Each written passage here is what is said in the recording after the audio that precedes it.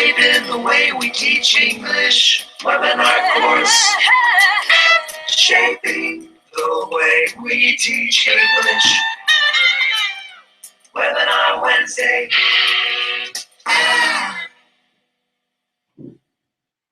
Welcome to Shaping the Way We Teach English webinar course 15, brought to you by the American English team. My name is Jennifer Hudson, part of the American English team based in Washington, D.C. I would like to know, are there any teachers here who have participated in any of our previous webinars? Please raise your hand. You can raise your hand by clicking on the little man in the center of the screen. Oh wow, I see so many returning webinar lovers. Okay, so you can also put your hand down by clicking on the little man again. So I want to give a big welcome to all of our teachers who have joined us before, and a very warm welcome to all the new teachers joining us for the first time. Here you can see the schedule for course 15. We have a lot of exciting topics coming up, today being just the first one of this course. During these webinars, you will hear but not see the presenter, and the way for you to participate is by using the chat box, as you are already doing. This is where you can ask questions or make comments related to today's topic. You will also see myself, moderator Jenny, and moderator Heather, and moderator Tony. Say hi, guys. They'll be in the chat box too to help, but we also rely on the webinar community to help each other. We won't be able to answer every question during today's session because there are hundreds of teachers participating, but there is another place for you to ask questions after the webinar is over. Also, your presenter may ask you questions in the form of polls. These will be multiple choice questions that will appear on your screen. We know that some people may experience technical difficulties, and unfortunately we cannot fix each individual issue, but we will let you know if we're having a global problem. If you do lose sound, a great way to follow along is in the caption pod that you can see at the bottom of the screen. Webinar courses consist of 6 webinars, and during the course, they take place every other Wednesday. Participants who attend at least 4 out of 6 webinars receive an e-certificate from the Regional English Language Officer or local U.S. Embassy. If you have certificate questions or issues, they must be addressed with the Relo or Embassy, as we do not issue them here from D.C. To ensure you are eligible for the e-certificate, we ask that you submit your attendance at the very end of the webinar. Please do not submit it before, or it will not be counted. And for individuals, meaning that you are watching this webinar on your own computer alone, you just need to write your email address at the very end. If you are with a group, so many teachers are watching this webinar together in one place, then the viewing host needs to submit their email address plus just the number of participants in the group. We know that many of you are already familiar with our Ning site, but if you haven't registered yet, please do join the site. Here you can find resources and discussion questions related to each webinar, and this is also where you can ask the presenter questions afterwards.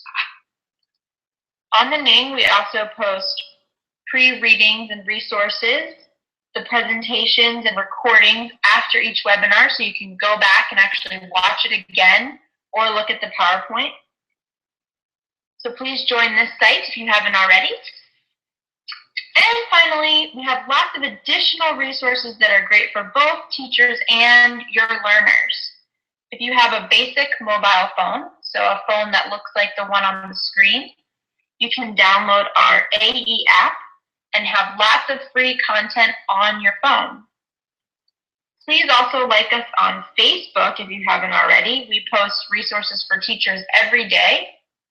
And finally, on our YouTube channel, we have lots of useful teacher training videos and recordings of the webinars. Raise your hand if you've ever visited the American English website. Well, if you haven't had a chance to visit our website, I encourage you to visit americanenglish.state.gov, where we have tons of free downloadable resources that are ready to use in your classrooms. So welcome again to today's webinar, Lesson Planning 101, Mapping Activities for a Clear Path to Learning. We never go to a new place without knowing directions or having a map. So why would we enter a new learning experience with our students without knowing where we're taking them? In this webinar, participants will learn to create roadmap classroom activities, starting with the final destination or learning objective in mind. You'll get tools and techniques for keeping yourself and your students focused on achieving goals and maximizing effort for higher levels of learning. Our presenter today is Katie Bain, and she's been an English for speakers of other languages educator for 12 years. She's taught all ages and levels from pre-K to adults, beginner to advanced, mostly in Baltimore in the US. From 2012 to 14, she was an English language fellow in Columbia, where she worked with educational and government institutions to promote English teaching around the country. Katie is currently the English Language Programs Coordinator at Georgetown University, and she received her bachelor's degree from Northwestern College in St. Paul, Minnesota in ESL education, and her master's degree in reading education from Towson University in Maryland. Katie enjoys live music, being outdoors, dancing, trying out a new recipe, and finding time to practice her Spanish. So welcome, Katie.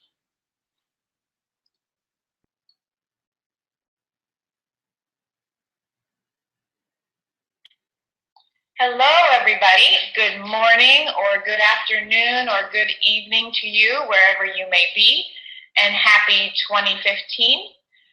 Thanks so much for joining us today. It's a real pleasure to be here, and thanks for the great introduction, Jenny.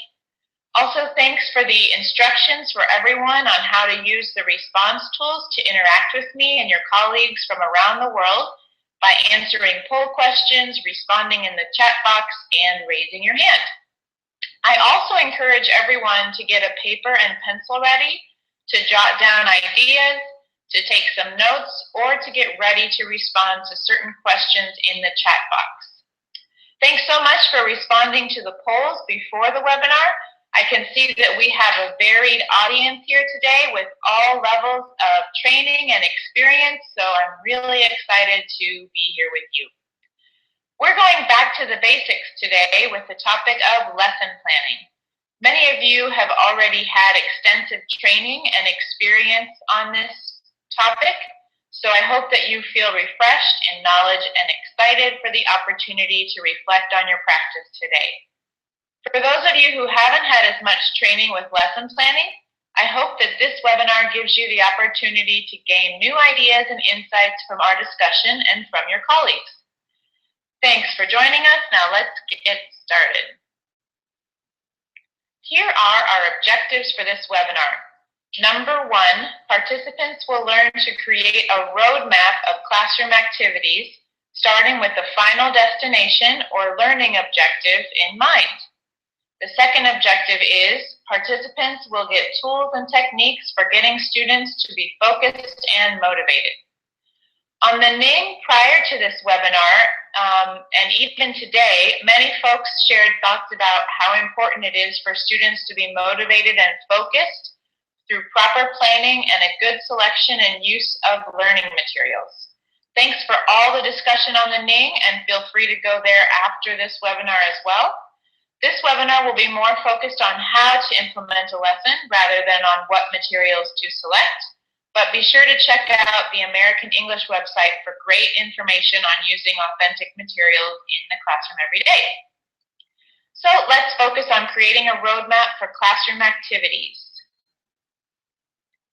Take a look at this picture. Please raise your hand if your students have ever looked like this. And be honest.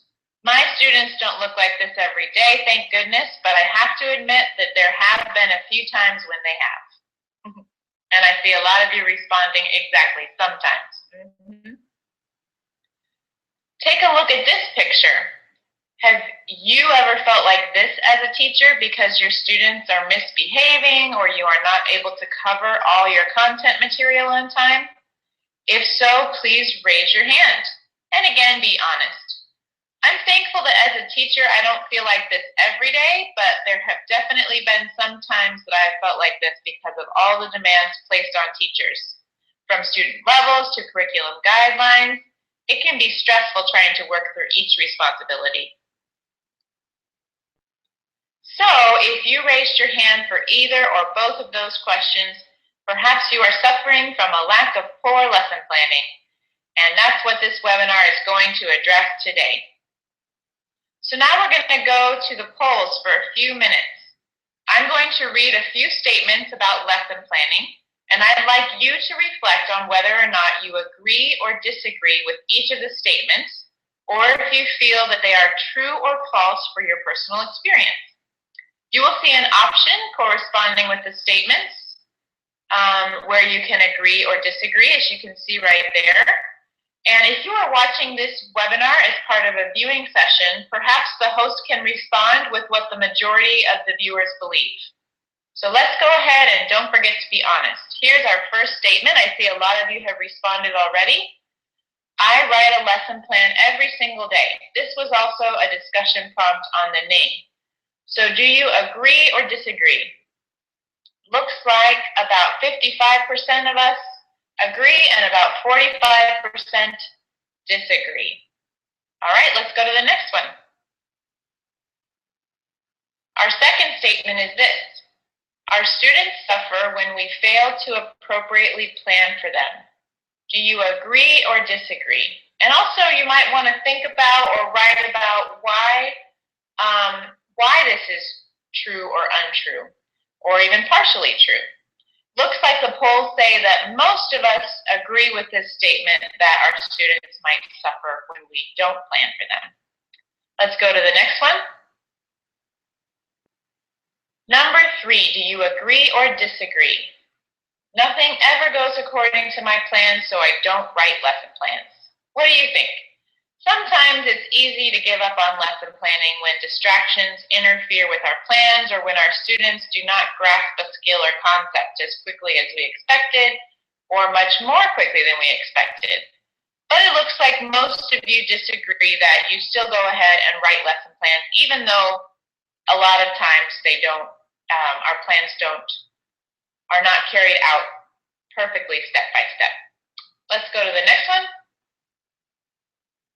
The fourth statement is, lesson planning is less important than my other responsibilities, like grading. What do you think? This one's a tricky one because there are so many responsibilities with teaching that it can be difficult to prioritize everything that we want to do. But it looks like most of you disagree that you think that lesson planning is about as important as other responsibilities or maybe even more. Okay, we're ready for our final statement. The final agree or disagree statement is this. I know how to write an organized and effective lesson plan. This question might have to do with how much training or experience you have in the field of teaching and how strongly you feel in your ability to write an excellent plan. So it looks like about 70% of us feel really strongly that we can write an organized and effective plan, and 30% not as much. All right, so thank you for participating in the agree-disagree polls. I think that we all know each other a little bit better and have begun considering some important aspects of lesson planning. So now, take some time to respond in the chat box to this question. What is the purpose of a lesson plan? You might want to write your ideas down before writing in the chat box. Or if you're in a viewing session, you might want to take just 1 minute to brainstorm as a group what the purpose of a lesson plan is, and then have your host or moderator write a brief statement in the chat box to summarize your group's ideas about this. So go ahead and write your response in the chat box. All right, I see Ahmed from Kuwait says it is helpful to know how to achieve the objectives. Luis from Colombia, as you said, it is the roadmap. Excellent. Anna from Peru says it gives you direction. Thank you so much. And Elizabeth from Ecuador says to organize activities. Murat from Turkey says to monitor the learning of the pupils. Excellent ideas, everybody. I think we're all on the same page, so let's continue. We're off to a great start for this webinar. Now I'd like to show you the outline for the rest of this webinar. As you can see from this slide, first we'll talk about the background of a lesson plan. What do you need to know or consider when creating a lesson plan? Then we'll discuss the components or essential parts of a lesson plan. Third, we'll examine objectives and have some time to practice evaluating and writing objectives. Fourth, we will discuss assessment in order to answer the question, how do you assess your students on the lesson objective? After that, we'll discuss how to order events in a lesson plan to best help students to achieve the objective. And finally, we'll discuss the important practice of reflecting on our learning, considering how to evaluate ourselves and make sure that our lesson plans are always improving. So let's get started with the background information necessary for lesson planning. We need to know our students, our content, and our resources. In the next few slides, I'll discuss each of those in more detail. First of all, you need to know your students. This type of knowledge can be gained within the first few days of class. Play get-to-know-you games with your students. Ask them to create personal projects or posters about their hobbies, families, and interests. Perhaps on the first day of class, you could give students a diagnostic test or ask them to give you a writing sample. You could give each student a short survey. These tools could all help you to understand the important pieces of each student that make him or her unique and that will help you to create lesson plans tailored to your students' specific needs. Next, you need to know your content. Make sure you are very familiar with your curriculum guides, textbook materials, and that you are always educating yourself in the English language so that you are able to clearly explain those grammar rules to curious students. Whether English is your native language or your fifth or sixth language, it's always important to keep yourself fresh with English communication. Attending this webinar is one way to do that, so great job. Staying on the topic of knowing your content for a few minutes, I wanted to take a minute to discuss how important it is when lesson planning to recognize both the forest and the trees. There's an expression in English you may have heard before, don't miss the forest for the trees. This means that one shouldn't be so focused on small details or the day-to-day tasks that he or she misses the big picture or the big goals that they're trying to help students achieve. Perhaps you want students to develop a love of learning English or to gain a new understanding and appreciation for other cultures. Perhaps you want your students to be able to attend an English-speaking university. Perhaps you want your students to be able to succeed in communicating with tourists in a growing tourism industry in your community. There are so many important big picture ideas that we don't want to neglect when we're thinking about writing lesson plans. You never want to lose sight of those. Here are some suggestions for places where you can find forest or big picture level resources. Make sure you're in touch and communication with your administrators to truly know about your national and school level curriculum resources, and check out the tables of content in textbook resources. Even if you don't have a complete set, tables of contents can be found online and might give you an idea of how to order topics and language points. Of course, it's always important to remember how your colleagues can be amazing resources for you. So always be considering your colleagues and asking questions about what other people are doing and what goals they have for their students. Finally, you need to be familiar with the resources you have available.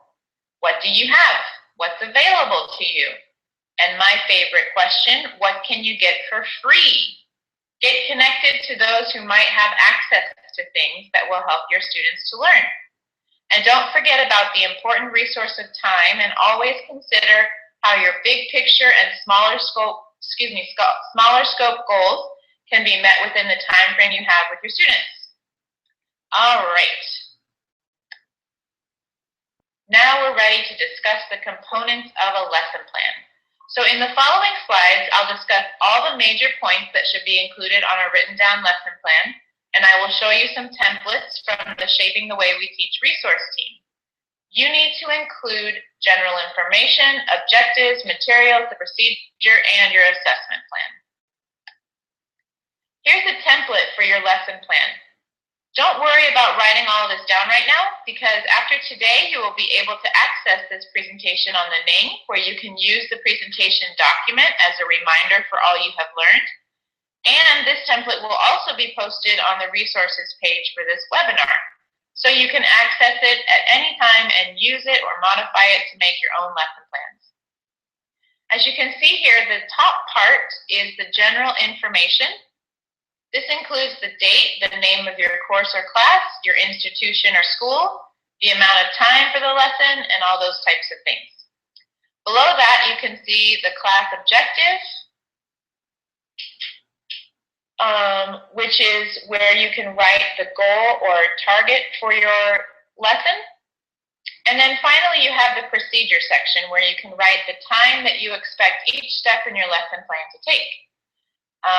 So we will discuss ordering activities and writing the specific steps of a lesson plan down a bit later, but I think it's really helpful to write down how much time I'm expecting each activity to take, especially if I'm new to the school or it's a brand new semester and I'm new to those students.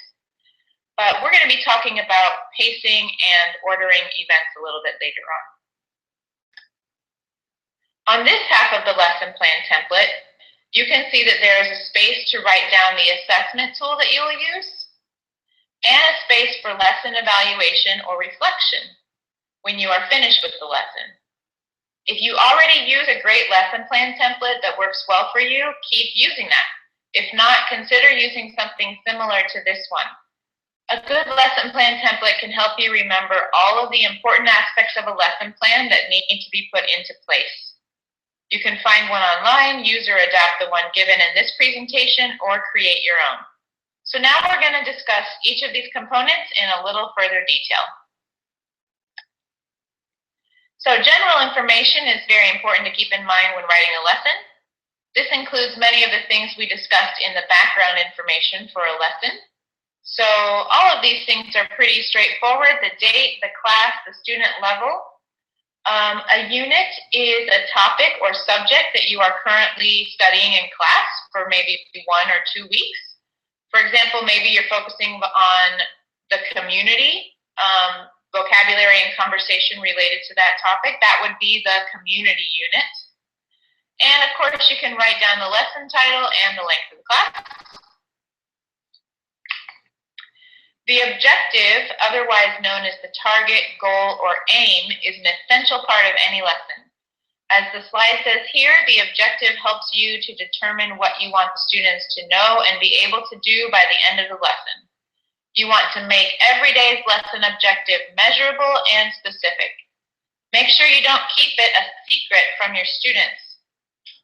Before the lesson gets completely underway, make sure that you tell your students what the focus of the lesson will be. We are going to talk about this a little bit more later, so don't worry. We are going to go back to it in a few minutes. So for your materials, you want to make sure that you assemble and organize all of your materials ahead of time so that you have organized and ready materials so that your transitions flow as the lesson progresses. And then you need to write down, of course, your procedure. How will you bring students to master the objective in an organized and logical way? Keep that objective in mind all along the way and write down the timing you anticipate for each activity until, of course, you have mastered the very difficult art of lesson pacing. There will be more on this topic a little bit later as well. And finally, you need to plan for your assessment. You want to answer the question, how do I know that students have achieved my objective? You need to provide some sort of activity in every lesson that gives you an idea of whether the objective has been met by your students. So there's more on this topic later also, so don't worry. I know I breezed through a lot of these things, but I'm going to come back to a lot of them. All right, so let's go to the polls again, but this time with a multiple choice question. So please respond to the poll as you did before, choosing one answer that's correct in your opinion. So I've briefly discussed all of the components of a lesson plan, but in your opinion, what's the most important part of a lesson plan? The general information, the objective, materials, procedure, or assessment. Okay, it looks like a majority of people agree with me that the objective is the most important part of the lesson plan. So let's go away from the polls. Thank you so much for participating in that. And we'll take a look at my opinion. So it's a little bit of a trick question because I asked for only one answer, but then I got to give two. It's not really fair. But what I think are the two most important components are the objective and the assessment. I think these two things are a power duo. So they can't really be separated, and they spell out for our learners exactly where they are supposed to end up by the end of a lesson. The end destination is the most important part of creating our roadmap to learning, and of course, without knowing where we're going, we won't be able to take the steps to get there. So now, as promised, we will go back to a more in-depth discussion of objectives, what they are, and how we can write the best objectives possible. Let's go to the chat box again. So here's a question for you. What's your opinion? Why should we write objectives? Please respond in the chat box. To have a guide, Lita from Nicaragua, thank you. To know where to go, Alma from Mexico, thank you. Because you need a direction, Luis from Brazil. To make sure that all our activities are related to our objective. To know what you want students to do, to have a destination. Wow, there are so many great responses in the chat box that I don't even think I can read all of them. But I think basically to have a clear idea of where we should get. Awesome, excellent. I think we're all on the same page here. My answer is, as you may have guessed from earlier conversation, to create an endpoint or destination for learning. All right. So in the next few slides, I'm sorry, let's go to the polls. So we talked a bit in the chat box, and now let's go to the polls. I want to ask you, who do you think we write objectives for? Do we write them for administrators and supervisors, ourselves as teachers, the students, all of the above, or none of the above? What do you think? Who are objectives written for? Okay, it looks like we have a pretty close race here. Looks like a lot of us think we are writing them for the students and some for everybody. So let's go back to the slides.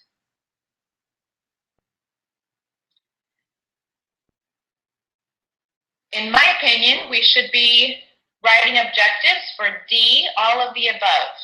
Your administrators and supervisors need to see your objectives so that they can clearly see how you are guiding your students through learning every day. You, the teacher, need to help yourself to focus on each day's goal so that you have a clear target for the end of the lesson.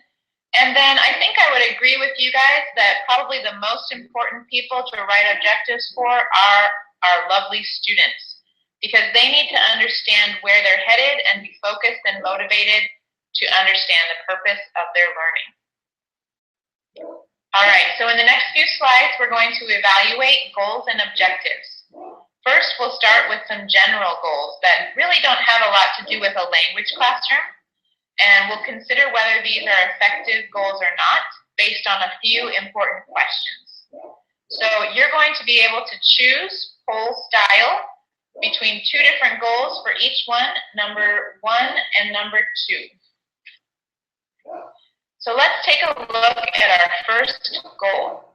For these two goals, which one is clearer and more specific? Please respond to the poll. You can write goal 1, goal 2, or I'm not sure. For both of the goals, the question is, what will your life be like in 5 years? For number 1, the response is, I will be rich. For number 2, the response is, I will have worked at this company for 5 years and will have bought a car. So which of these two goals is more clear and specific? Exactly. Almost 99% of you say number 2. We can much more clearly see this person's life in 5 years, whereas in the first one, the goal is very broad and difficult to imagine or to see clearly exactly what the person had in mind. Let's move to our second goal. For the second goal, we're moving to a discussion of fitness goals. So many of us have just celebrated the new year, and with that, many people make fitness resolutions and goals. In this conversation, the question is, what are your fitness goals? The first response is, I will lose 10 kilos in 4 months by exercising every day and eating healthy foods. The second response is, I will lose a lot of weight and have great muscles. So, which of these goals is more measurable? Which one can we actually measure the progress of? Oh my gosh, excellent, 100%. Everybody says, oh, okay, let's go back. Let's look at which one is more measurable. Which one can we see really clearly?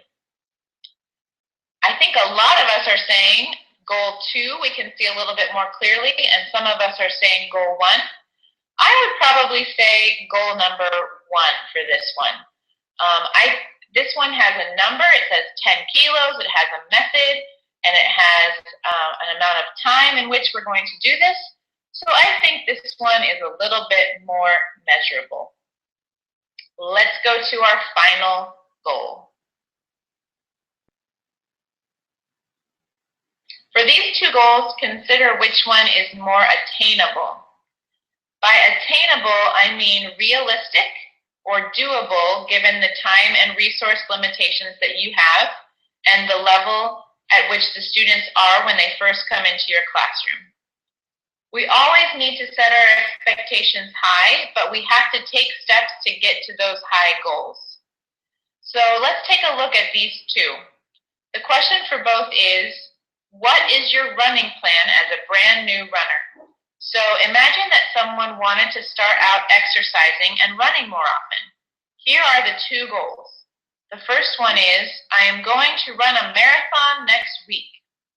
The second one is, I am going to train to run 5 kilometers within 3 months. Which goal is more attainable for a brand new runner, someone who has never run long distances before?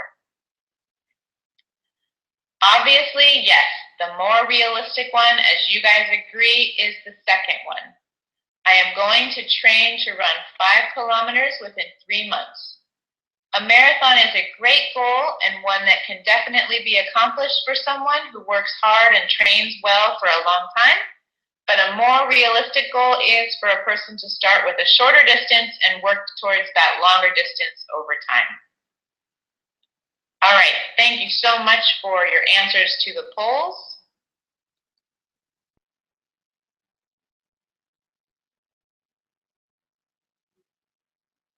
So you always want to keep those questions in mind when writing objectives. Is it clear and specific? Is it measurable? And is it attainable? So we are going to go to the polls again in just a minute, and we're going to analyze a few objectives in the next several slides. We are going to consider the question, how do we know if an objective is effective? And we're going to answer the questions, is it clear, is it measurable, and is it attainable? We're going to go back to the polls for this one. So for each objective presented, for each question that receives a yes, you can mark that spot. You can just click a check. And for the ones that you think the answer is no, you don't need to check anything. So for these on the check boxes, you can check all 3, you can check 0, you can check 1 or 2. So as many as you think the answer is yes to. Okay? All right. So the first objective reads, students will be able to use the present perfect tense by playing a game called 2 Truths and a Lie, writing and saying 3 sentences in the present perfect tense. Have you played this game before? It's a nice get-to-know-you game that I encourage you to research and use in your classroom, but we're just going to focus on this as an objective or goal for a language lesson. So let's see your answers here in the polls. Looks pretty good. I forgot to mention beforehand, we are going to be considering for these objectives that we have about 35 students in our classroom and 1 hour of time, okay? So let's just imagine that we have 35 students and 1 hour of class time. And for the rest of the questions, just put your own context and your own situation as you're thinking about those questions. So is it clear and specific? Yes, I think so, and so do you guys, 94% of you. So this objective is focused on using the present perfect tense by having each student write 3 sentences, 1 that is not true and 2 that are true. So I'd say yes, it's pretty clear. We can see exactly what we want our students to do. Is it measurable? About 40. So remember, you can respond to as many of these questions as you want to. Whatever questions you think can be answered with yes, you can check. For measurable, I actually think that the answer to that is also yes. We have a clear number of sentences. We have 3 sentences that are supposed to be written in the present perfect tense. And as a teacher, I could measure whether a student wrote these sentences correctly or spoke them correctly. And finally, is it attainable? So as I said before, we're thinking about having 35 students in 1 hour. I think it's probably enough time for them to write the 3 sentences, especially if we've already talked about that grammar concept.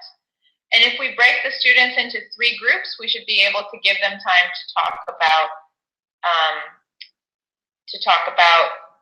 their sentences and to present their sentences for the game. All right, let's look at the next objective. The second one reads, students will practice new vocabulary about the classroom. So let's think about this one. What do you think? Is it clear?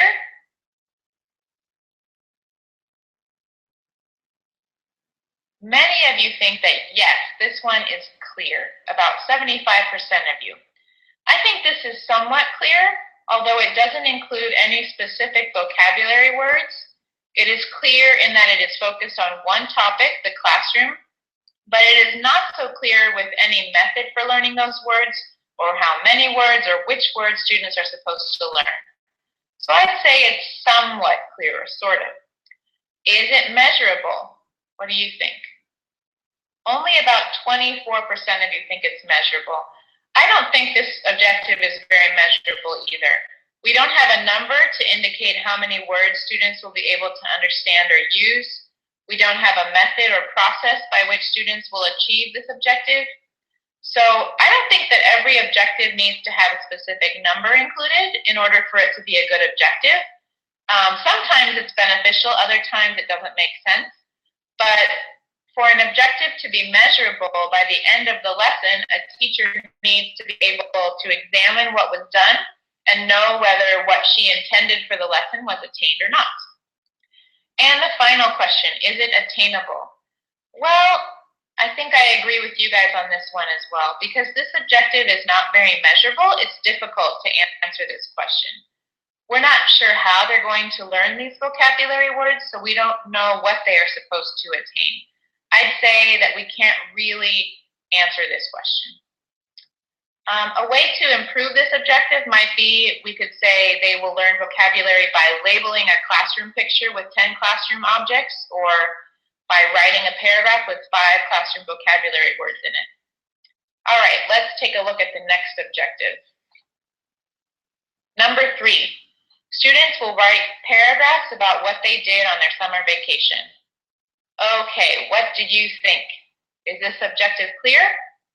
I think it's fairly clear, and it looks like you guys do too. We know that students will be writing one paragraph about the topic of their summer vacation. Is it measurable?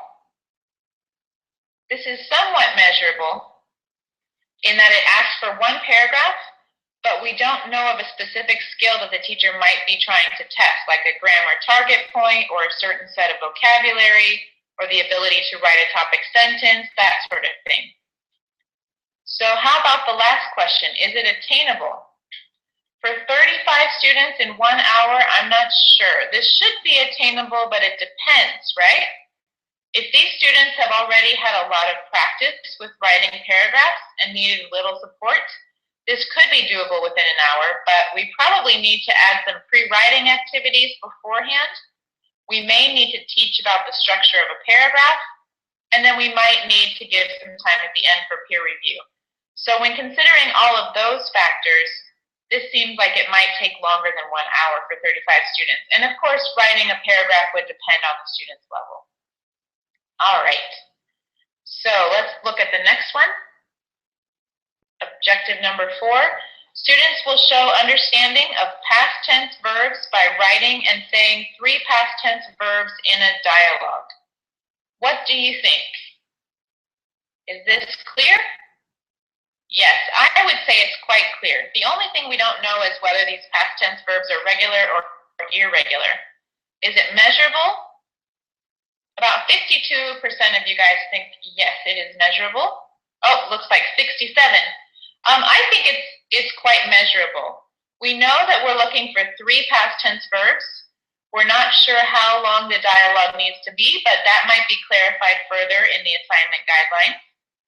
And is it attainable? About 50% of you, almost 50% of you think so. I think I'm about in agreement with you guys. It's almost attainable. I think we probably need an additional day or 2 of class to complete everything necessary so that students could write, edit, and present their dialogues. And of course, this would be assuming that students had already had experience with writing and performing dialogues, and that they had already practiced using some past tense verbs. Okay, you guys have done an amazing job. Let's do our last objective, number 5. Students will demonstrate effective writing skills by writing a compare-contrast essay with an introduction, body, and conclusion. Okay, so is this clear? I agree with you guys. I think it's fairly clear. This is obviously an objective for a higher level class.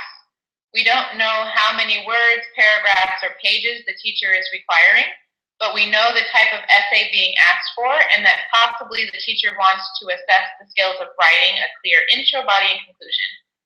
We don't know what topic the students are supposed to compare and contrast, but that's okay. Is it measurable? About 54% of you guys think yes. I think it's fairly measurable, although hopefully there will be more assignment guidelines. And is it attainable? For 35 students to write a compare-contrast essay in 1 hour, I think it really depends, right? It depends on the group of students, what level they are, but probably it would not be doable in only 1 hour. I think there would need to be extensive pre-writing, maybe some research beforehand. So I think this would be more of an ongoing project that the teacher would have to provide clear steps and guidance for. Okay, so great job on evaluating all of those objectives. Thanks so much for your participation. So now I'd like to give you the opportunity to write an effective objective, keeping those 3 questions in mind and trying to answer yes for all 3. Is it clear? Is it measurable? Is it attainable? So just a second, we're going to take a look in a minute on the next slide and look at several topics. You will choose one and then write an objective that is clear, measurable, and attainable. I would suggest that you first write your objective on a piece of paper and then type it into the chat box or ask your viewing host to type it into the chat box. So before you write anything, let's look at the topics here.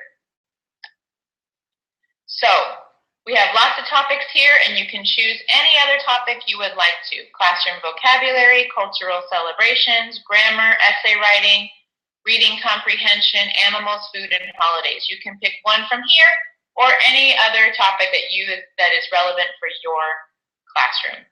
So now get ready to write your objective, first on a piece of paper that you have with you, and on your marks, get set, write. You can now write your objective in the chat box, and we will be able to see your objective and think about whether it's clear, measurable, and attainable. Here are the topics for you.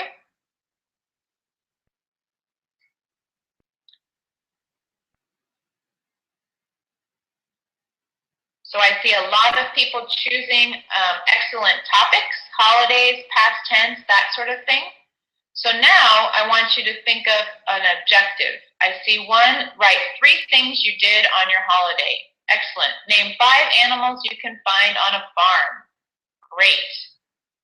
Students will be able to ask and answer questions about personal information. Excellent. Students will write an introduction to the argumentative essay. Excellent. Students will be able to learn new vocabulary, especially adjectives describing food. Wow, you guys are doing awesome. So many excellent objectives that I'm probably not going to be able to read all of them. Students will be able to use the verb to be, name 3 animals and put them in sentences. Excellent. Very good job, everybody. Like I said, there are so many that are here that I don't even have time to read all of them. You can share them on the Ning if you'd like to, and you can evaluate your objectives and other people's objectives to check for those 3 questions. Okay, so everyone, great job again on writing and analyzing those objectives. Now you should be all set for writing those so that you have a clear destination for your lesson plan in mind before you get started. So now we're going to discuss assessments, which should always be tied directly to your lesson objectives. We're spending so much time today on objectives and assessments because we always want to start with the final destination in mind. The objective plus the assessment of each lesson equals the final destination. Once those are set into place, we can create the steps necessary to guide our students to achieve success in both of those areas. So as stated here, assessment happens throughout the lesson and at the end. As teachers, we are constantly assessing our students throughout the lesson to check for comprehension and acquisition of skills. We just want to make sure that we are clearly and intentionally measuring student learning in the best way possible to meet student learning needs. So, let's go to the polls again. Have you used any of these as an assessment at the end of a lesson? So another way of saying assessment is the word evidence, right? As teachers, we always need evidence or proof that our students are learning what we set out to teach them. So on this poll, you can check all that apply or as many as you have used in your classroom. If you haven't heard of 1 or 2 of these options, don't worry, because I'm going to explain exit slips and rubrics in more detail in the next few slides.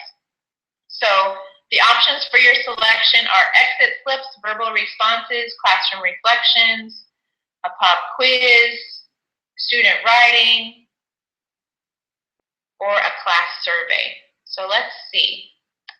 You can choose as many of them as you would like to. You can choose other, because I'm sure there are plenty of other tools that you have used. Any option is great. So awesome. It looks like lots of you have used classroom reflection, so asking the students to say something like, today I learned, a verbal response to an ending question. Not as many have used exit slips, so we're going to talk about those in a minute. And class surveys as well. Okay, excellent job, guys.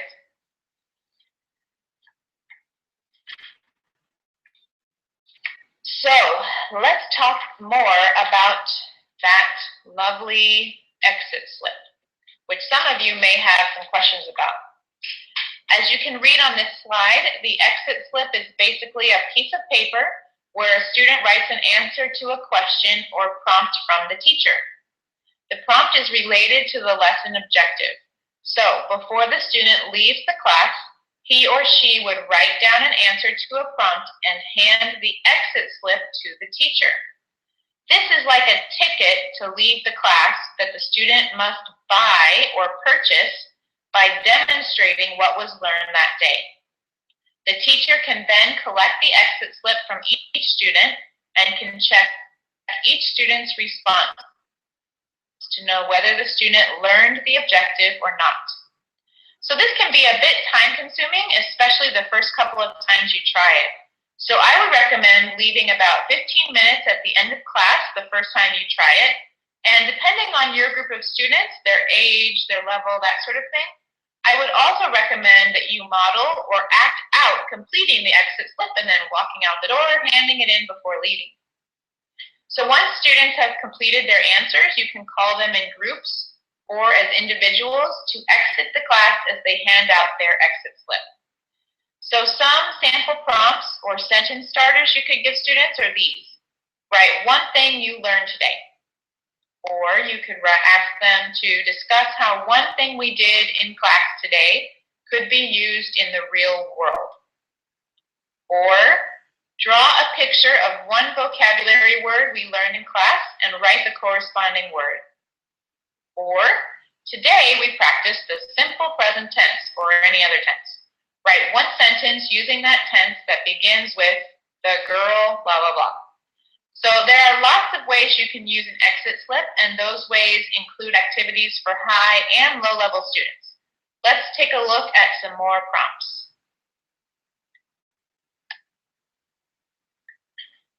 So, like I said before, you could ask students to write one new word they learned that day and then draw a picture of it. Also, as I recommended, you could model doing this, especially for low-level students, before they try it on their own. Another example prompt is, do you agree or disagree with this statement? Perhaps you were studying how to agree or disagree on a certain social topic. You could ask higher level students to discuss whether they agree or disagree with something and to give a reason why. You could ask lower level students to simply write, I agree or I disagree. The third example here asks the question, what was one difference between the two articles that we read in class? This is obviously a higher level question for more advanced students. So these are all examples of different ways you could use exit slips in your classroom. There are plenty of other ways to do so, and I encourage you to try using these in your context for your classroom. They can be a very useful tool for providing direct evidence of learning. Okay, so let's continue our discussion of assessments by talking about rubrics. Raise your hand if you have used rubrics in your classroom before. A rubric is a tool for grading assignments based on criteria. We're going to get very specific on the next slide with rubrics, but basically a rubric is usually a piece of paper that the teacher creates. It often looks like a chart, table, or checklist. Rubrics show the students every detail of what they need to do in order to receive the best score possible on an assignment. And they leave no room for doubt about how a student can be successful on an assignment, paper, project, or any other learning task. Okay, so let's take a look at this blank rubric. I'm going to use this template to show you how I create a rubric. This rubric corresponds to one of our objectives from earlier, that students will write a paragraph about what they did on their summer vacations. So as you can see, this rubric needs a title, which I've added, which is usually the name of the assignment. Then there are spaces for categories, and then there are spaces for excellent, satisfactory, and unsatisfactory with corresponding points. So what do I mean by categories? Well, I mean the main parts of the assignment that I want to assess my students on.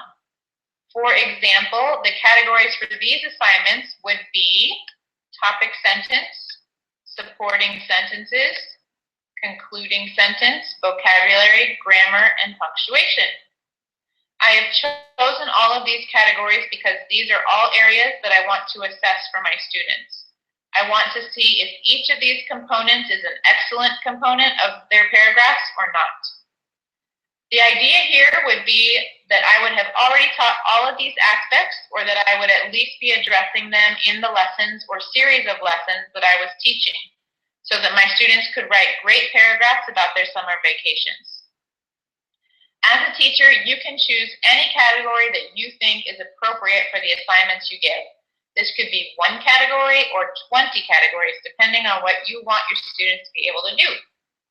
Okay, so now that I have all of my categories, I want to write descriptions of what it would mean to achieve excellence in each category. So I'll start with those descriptors. So for the topic sentence, for a student to receive 3 points in this category, the topic sentence would need to clearly state the main idea and capture the reader's attention. The supporting sentences would all be relevant to the topic sentence and add interesting details. The concluding sentence would bring closure to the paragraph and restate the main idea. For vocabulary, I would ask students to add 4 to 5 new words correctly from what we had been recently studying. For grammar, I would check that there were 2 or fewer grammar mistakes that did not change the meaning of the sentences or paragraphs. For punctuation, I would require that there be no errors in punctuation or capitalization, like periods, question marks, commas, that sort of thing. So, as you can see, if a student received an excellent score in each category, that student would receive 100%, or a total of 18 points. 3 points for each of the 6 categories. When I graded each student's assignment, I would circle the boxes with the corresponding descriptions and come up with the student's total score. After writing the excellent descriptors, it becomes a little easier to write the descriptors for satisfactory or unsatisfactory. You don't have to say excellent, satisfactory, unsatisfactory. You can use whatever language you want for the criteria. You could even stop here and only write the top-level descriptors.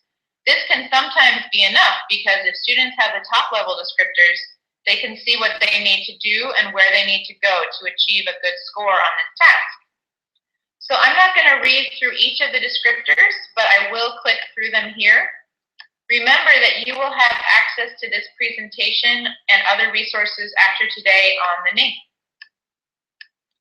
So as you can see, creating a rubric takes some work when you are initially writing it out. But once you have it as a tool, the grading process itself goes much more quickly and the scores on your students' assignments will be much more fair. All right, let's take a look at another rubric I created. So I created this one to grade paragraphs for a summary of a reading that my students would have done in class. Again, I have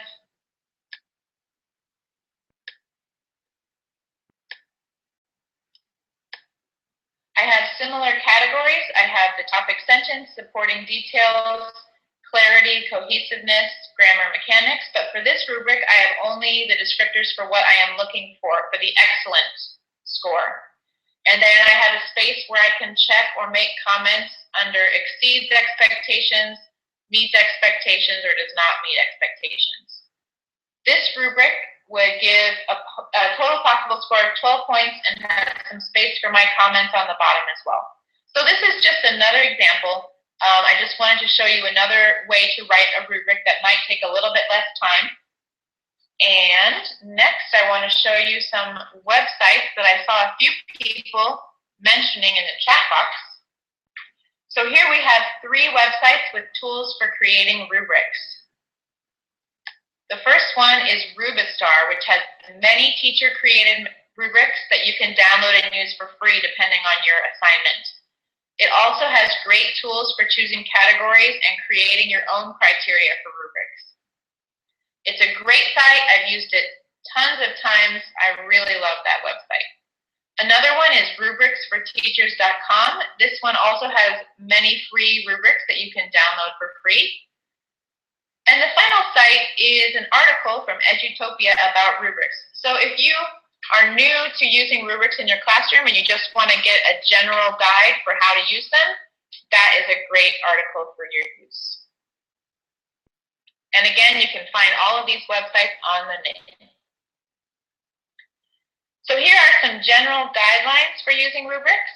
So you want to keep the exact objective in mind when creating a rubric. Make sure that you are asking the students to demonstrate knowledge that you have taught and that is important for them to succeed in your class and to improve their English skills. Be as specific or general as you need to be. So if you're new to the world of rubrics, you could even start out with a smiley face, straight face, and frowny face as symbols to your students of excellent, satisfactory, and unsatisfactory. And then you could show models of what happy face, straight face, and frowny face look like. Or you can be as specific as the one that I demonstrated today in this webinar. It's up to you, your students, your time, your resources. Just the idea is to get closer and closer to as clear and specific of expectations as you can get. Number 3 is to share the rubric with the students before they begin working on the task. So make sure you give a copy of your rubric to your students or show them in some way how they will be graded so that they know what to do and how to achieve excellence on their assignment. Number 4, evaluate the students according to the rubric, making sure to be as objective as possible. So of course you have to use the rubric to grade your students' work. And number 5, refer to the rubric when students have questions about their scores. One of the great parts about rubrics is that they leave little room for doubt. If a student isn't happy with their grade, you can point them to the rubric and show them that the guidelines were clearly spelled out before students were given the assignment. Excuse me. So, I've gone into detail about 2 ways to assess students, exit slips and rubrics. What other ways do you have to assess your students? Please respond in the chat box. What other ways do you use? Direct observation, excellent. Comprehension checks, games, tests, quizzes, questions. Excellent. A checklist, role playing. Excellent. Self-assessment. Fantastic. You guys are experts already. Yes, of course, we don't want to forget those quizzes and tests. Rubrics are usually used for projects or papers. So they're usually a little bit different than a test. Rubrics are usually used to grade someone's paragraph or someone's presentation, something like that. Okay, thank you so much. Oh, a portfolio, great idea. Okay, great answers, thank you so much. Now that we have a clear destination in mind with an excellent objective and an excellent assessment, all we need to do is fill in the missing pieces by ordering our lesson activities so that our students succeed. So there are lots of terms for sequencing a lesson plan. One of those is scaffolding, which you might have heard of. You know how when a building is being constructed, the workers often place scaffolding on the sides to make sure the building stays up. And then when the building is strong enough to stand on its own, the workers take away the support and the building stands independently. This is our job for our students. Usually our students are not experts right away in a skill or piece of content knowledge. They need us to support them with the right order of teaching and activities so that they can become strong enough to stand on their own and so that they do not need our support anymore. Another term is gradual release of responsibility. This is similar to scaffolding in that it means that first we offer a lot of support for our students, and by the end of our teaching of a certain skill, we gradually give all the responsibility to the student so that he or she is completing the task on his or her own. So as you can see from the pictures here, we want to guide our students from dependence to independence. We might start by placing training wheels, like the first picture, of support for our students, but eventually we want them to be riding those bikes on their own, independently. So there are many ways to order a lesson, all of which, in my opinion, are the right way according to your context and situation on a given day. I saw lots of responses on the Ning earlier of different ways of ordering a lesson. Those are great, and I assume that many of you have learned several different ways to order a lesson. But today I'm going to discuss two that I have found useful and that I usually have in my mind when I'm writing a lesson plan and sequencing activities. Those two are Hunter's 7 steps and the I do, we do, you do model. So in Madeline Hunter's 7-step lesson, the teacher begins with an anticipatory set or a warm-up. This is just an activity to get the students ready for learning. It might be asking them to remember what they learned yesterday. It might be having them answer agree or disagree questions like I did at the beginning of this webinar. Any warm-up that gets students excited about and focused on the learning objective will do. The second step is to state the objective or purpose of the lesson. When students know why they are learning, they are much more likely to be motivated to learn and to participate in classroom activities. The third step is the instructional input component. This is when the teacher gives the students all that they need to be successful with the day's task. This might be explaining new vocabulary, showing a grammar construct, or explaining a new reading strategy, for example. Next is modeling. The teacher shows the students how to complete the task. Number 5 is to check for understanding. In this part of the lesson, you might ask comprehension questions or ask a student or students to re-explain what was taught and modeled in the very first couple of steps. Number 6 is guided practice. So for this, students might work in groups and get lots of feedback, and their first attempt at the skill would not be graded. And number 7 is independent practice. So students work alone to complete the task successfully. So I think that this model corresponds directly to that idea from the previous slide of a gradual release of responsibility or scaffolding. So with this model, students are definitely moving from dependence to independence. Another model I want to mention briefly is the I do, we do, you do model, which is actually very similar to Hunter's 7 steps minus the warm-up, which can always be added. As you can see from this slide, in this order model, the teacher first models the skill, then students work in pairs or groups on the skill with teacher feedback. Finally, students complete the activity on their own, usually referring to a rubric given to assess their learning. Okay, so let's try logical ordering together.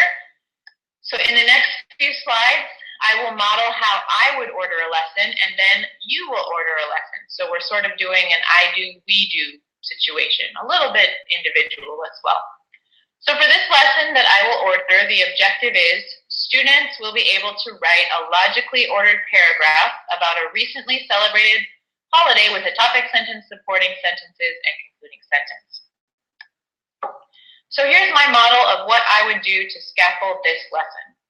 First, I would do a warm-up with my students to get them focused on the lesson objective by asking them to brainstorm what they did during a recent holiday or celebration that most of them would have experienced.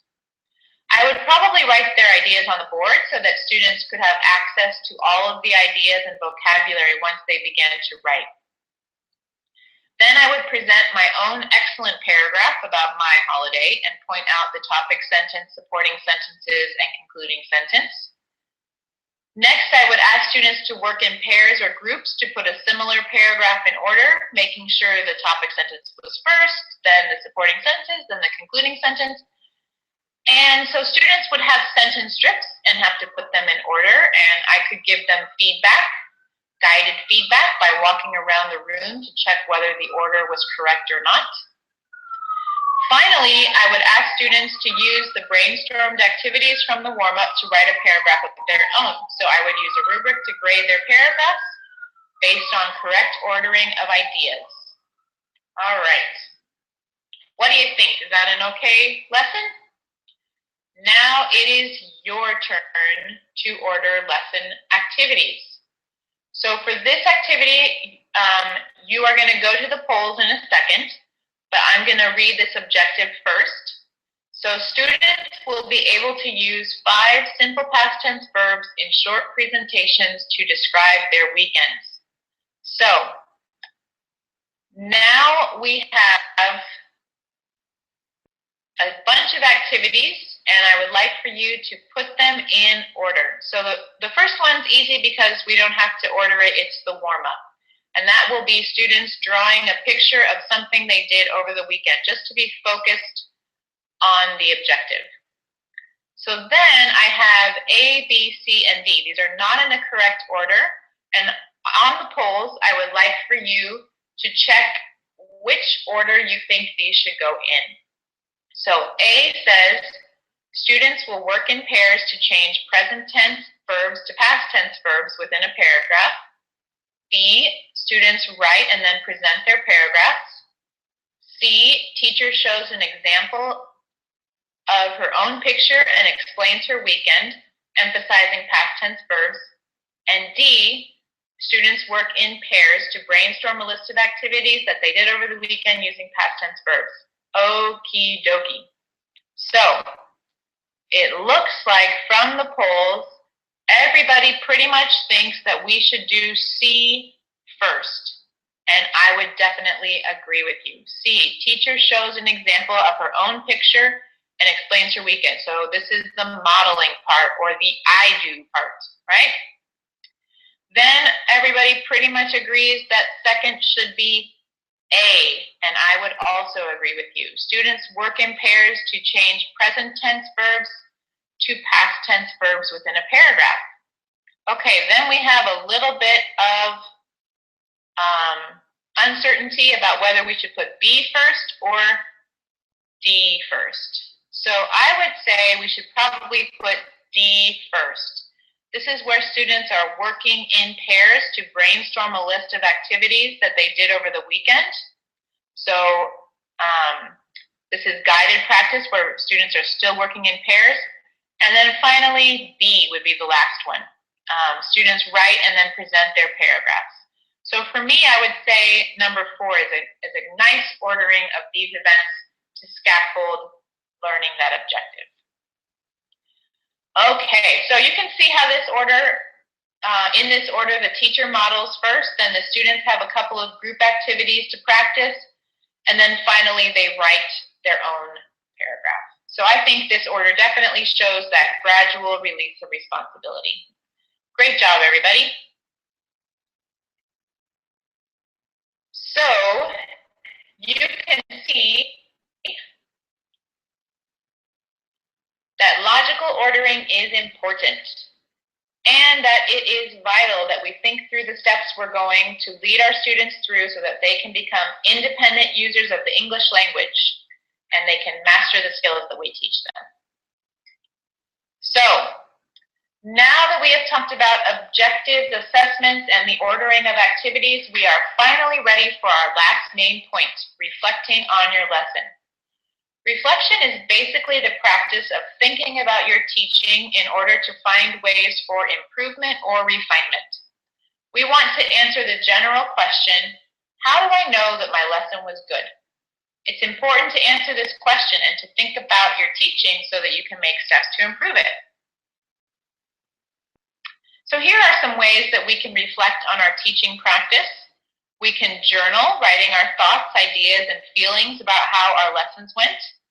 We can take notes on the lesson plans that we make, jotting down ideas for how we would plan differently next time, or on what worked or what didn't. We can discuss ideas with our colleagues in the Teacher's Lounge. You can tell your colleague about an awesome activity that worked really well for your students, or get advice if an activity you created didn't work out so well. You can even ask your students what they think of the class and how they feel about their learning.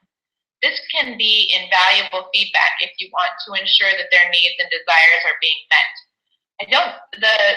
Asking your students or giving your students a survey can be time consuming, but whenever I have given my students a survey, it has really proven helpful for me to know what they think of the class and how I can proceed forward with those students.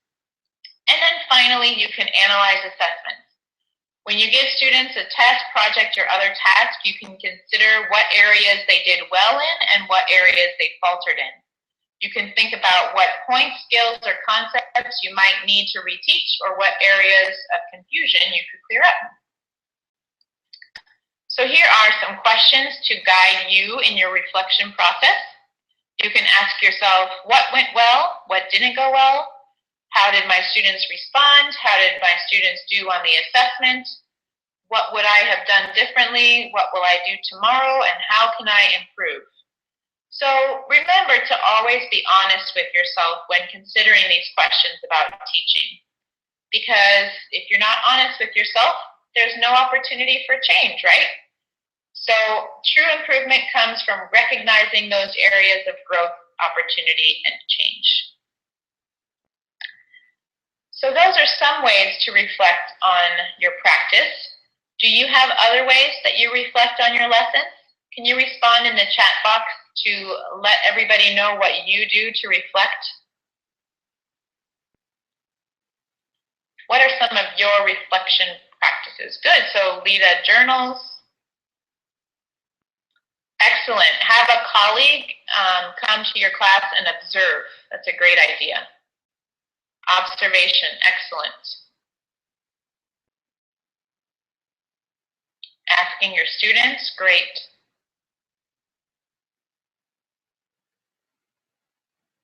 Sylvia from Mexico says a class video recording. I think that's a great idea. It can be kind of nerve-wracking the first time you're videotaped, but I think it's really great. You can kind of see things that you always do that you're not even aware of. That can really be a helpful tool for improvement. Action research, great idea. Exactly, a video, Yona from Tanzania, it does kind of depend. If you have the technology for it, great. If not, I think asking someone to come and observe your class is also excellent. Okay, thanks everybody, great ideas. All right. So, there are other items for consideration when lesson planning that we didn't really have time for today, but I urge you to talk with your colleagues about best practices for these areas as well. So I just wanted to acknowledge these other areas that I'm sure you have already considered for improving your lesson planning. You always want to have great warm-ups and motivational exercises. You want to be able to do transitions smoothly, so you want to be able to move smoothly from one activity to another without going crazy or without your students going crazy. You want to keep your students actively engaged with the material. We talked a little bit about logical sequencing today, but there are many other ways to think about this topic, and we just scratched the surface here. Number 5 is teacher talk versus student talk. In language classrooms, it's important to remember that we need to give our students as much of a chance to speak and practice communication in English as possible. So when lesson planning, it's always important to consider ways to decrease the time that you talk and to maximize the time students have to talk. So these are just other useful areas to consider and research on your own, and I encourage you to engage more in learning about these areas, or even to talk about some of these on the Ning later today or in the following weeks. Okay, so here's your exit slip. I want you to consider what you've learned today during this webinar. So please respond in the chat box to one or both of these questions. So what are the most important components of a lesson plan and why? That's the first question. And the second question is, how will your lesson planning change or be affected by what we discussed today? So if you would like to write this down first and then write in the chat box, feel free to do so. But I'm going to give you just a couple of minutes to respond in the chat box, and I'll try to acknowledge as many of you as I can. Asila from Pakistan says objectives and assessment are the most important components. And I see lots of other people that agree with her on that. Excellent. So lots of people agree with me and with some of the ideas I mentioned in this webinar that the most important components of a lesson plan are the objective and the assessment so that we can begin lesson planning with the end destination in mind, right? And it's also important to know that the students actually learn something, Andrea from Mexico said. So let's see, how will your lesson planning change or be affected by what we discussed today? Sonia says she'll do more reflection. The I do, you do, we do technique. Hasham from Pakistan says he'll start to use some exit slips.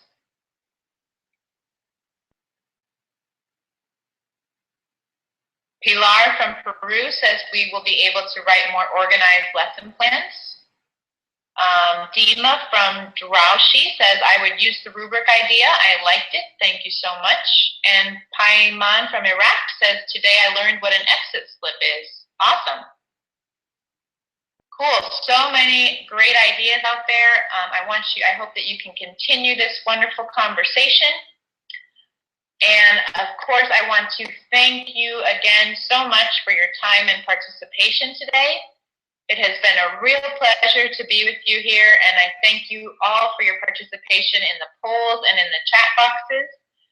I hope that this is just the beginning of a great conversation on lesson planning. So please visit the name to get the resources from this presentation and continue to contribute to the lively discussion already going on there.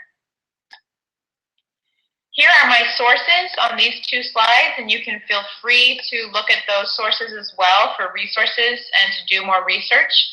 And I also wanted to mention that all of the great pictures that I got for this presentation were found on pixabay.com. This is a public domain site, so you don't have to worry about copyright issues or anything like that. So I would encourage you to use the images there for your teaching and for your workshops. And that's all. Thank you so much, everybody. Thanks so much for joining us. I'll see you on the name.